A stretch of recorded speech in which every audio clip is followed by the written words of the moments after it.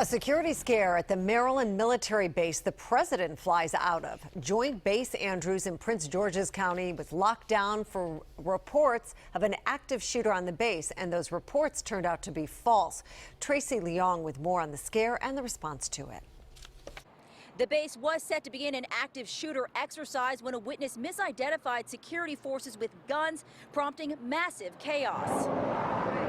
Tense moments in Prince George's County following the threat of an active shooter on Joint Base Andrews. I got a new flood of texts, and they all said, this is not a drill, this is an active shooter, this is very real. The scare causing panic at the military post that is home to Air Force One. It was what appeared to be a very real and dire situation. The base put on lockdown around 9 Thursday morning, sending out a tweet telling people to shelter in place. First responders jumping into action, making the safety of everyone on base a priority. Homeland Security Secretary Jay Johnson interrupting his testimony during a Senate Judiciary Committee hearing to also address the threat.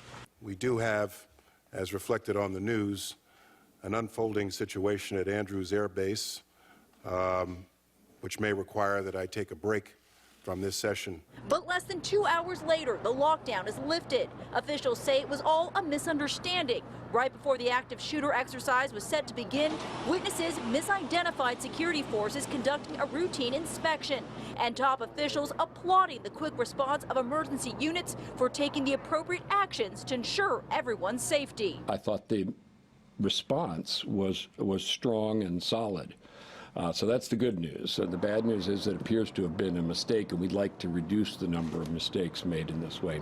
Officials tell WJZ they take all threats very seriously, which is what they demonstrated earlier today. I'm Tracey Leong, WJZ Eyewitness News.